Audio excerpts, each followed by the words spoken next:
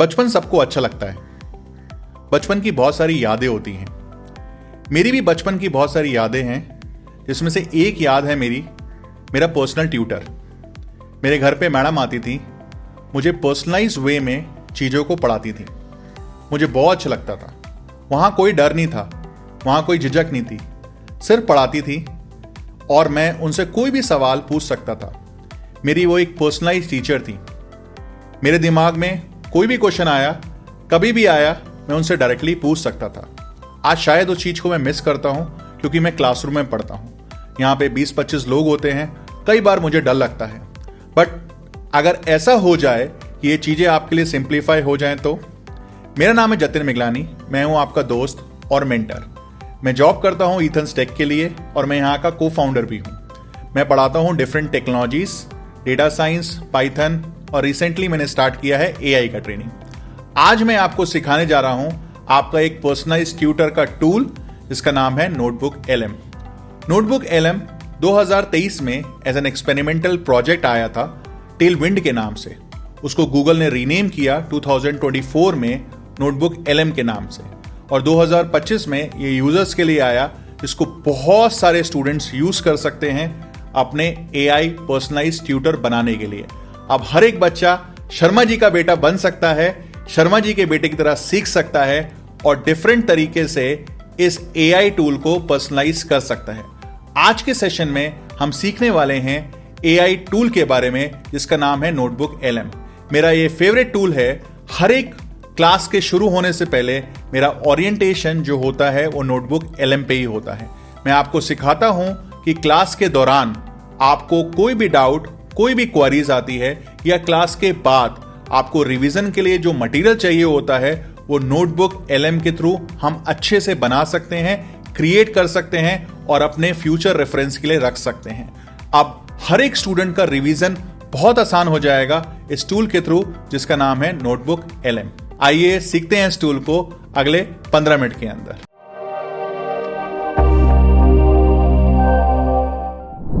Notebook LM को use करने के लिए सबसे पहले आपको या तो वेब ब्राउजर या फिर मोबाइल ऐप में नोटबुक LM टूल को इनिशिएट करना पड़ेगा।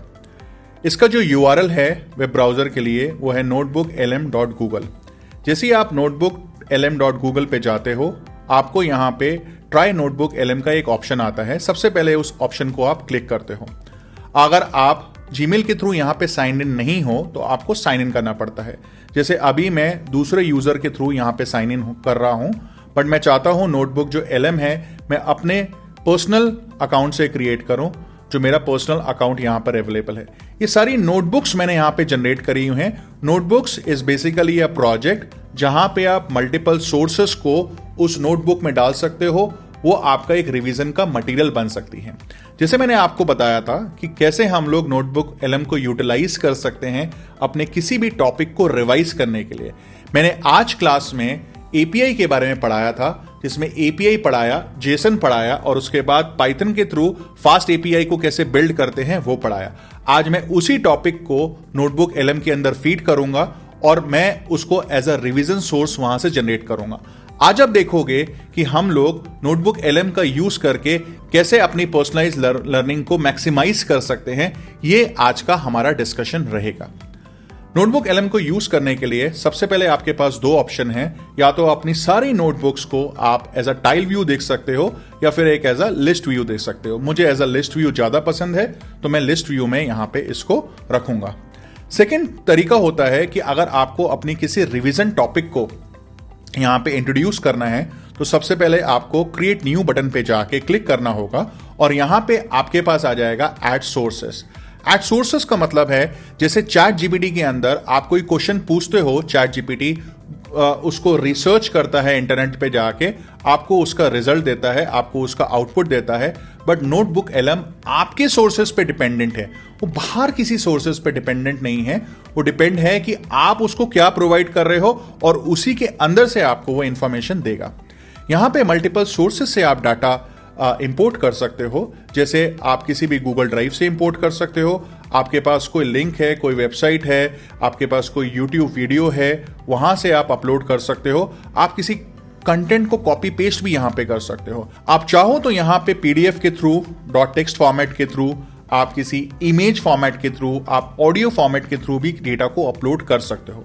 डायरेक्टली आपको क्या करना है, आपको यहां पे क्लिक करना है और जैसे मैंने क्लास में आपको पढ़ाया था आज एपीआई इंट्रोडक्शन, मैं एपीआई इंट्रोडक्शन को एज अ सोर्स यहां पे अपलोड कर रहा हूं और जैसे मैंने इसको अपलोड किया, लेफ्ट हैंड साइड में आप देखोगे यहां पे मेरे सोर्सेस आ गए। मैंने मल्टीपल सोर्सेस को यहां पे अपलोड नहीं किया है, मैंने सिर्फ सिंगल सोर्स को अपलोड किया है बिकॉज आज की क्लास को मैं रिवाइज करना चाहता हूं।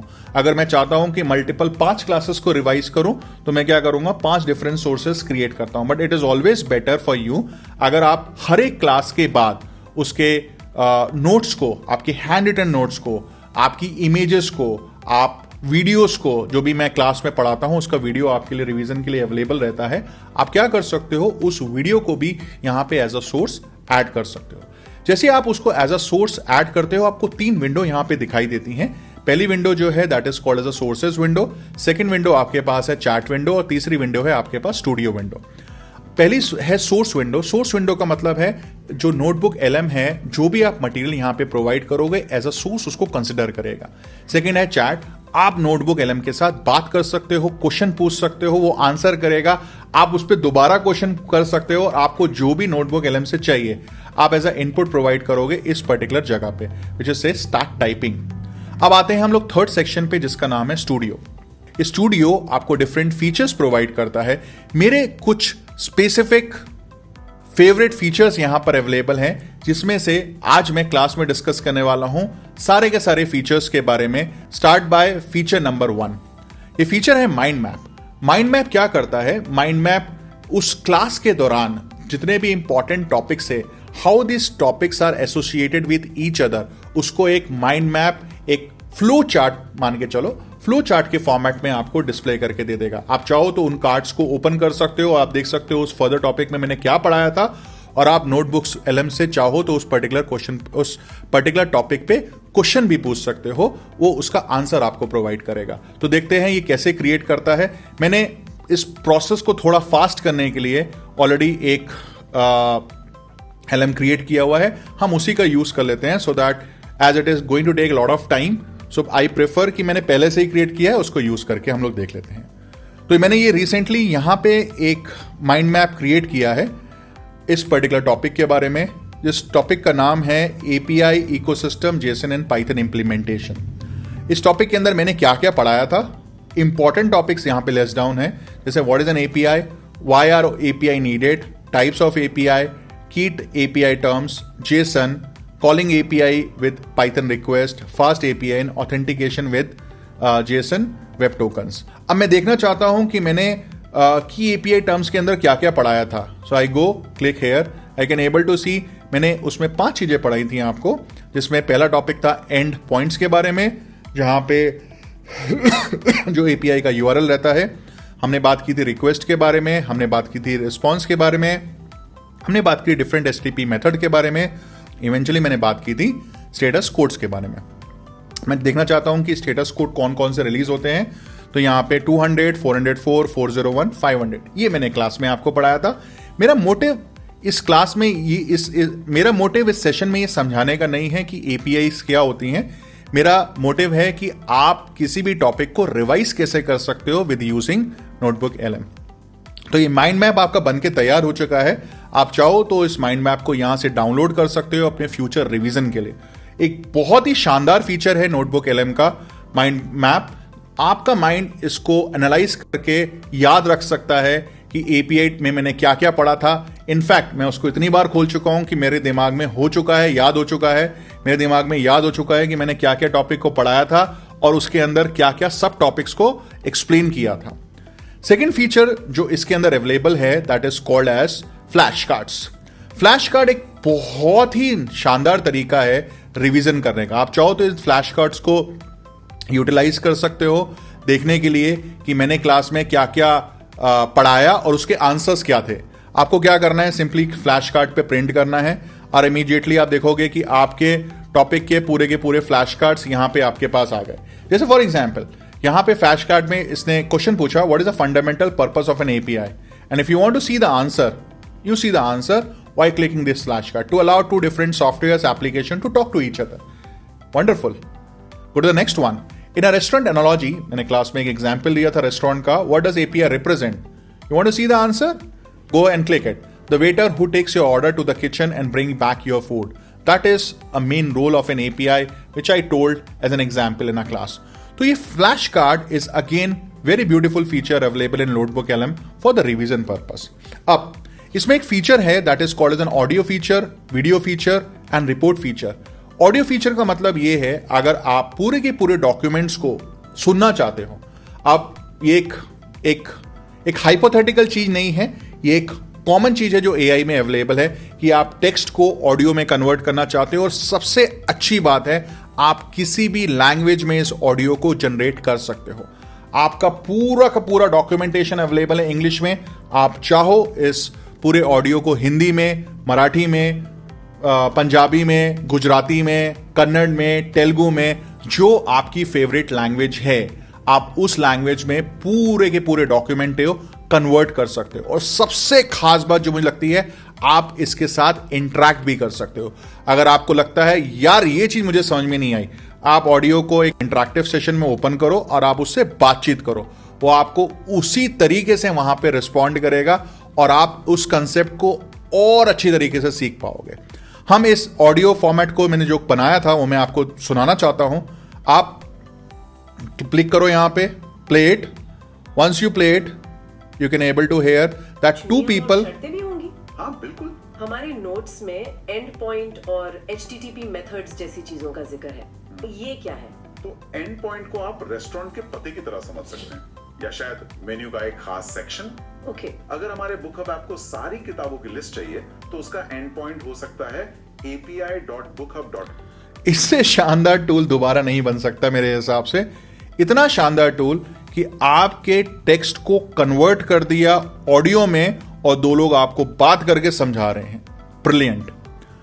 आप चाहो तो पूरे के पूरे डॉक्यूमेंटेशन को एक वीडियो फॉर्मेट में भी जनरेट कर सकते हो अपनी ही अंडरस्टैंडेबल लैंग्वेज में. आप चाहो इस वीडियो को डाउनलोड कर सकते हो, आप एज अ रिवीजन सेशंस देख सकते हो.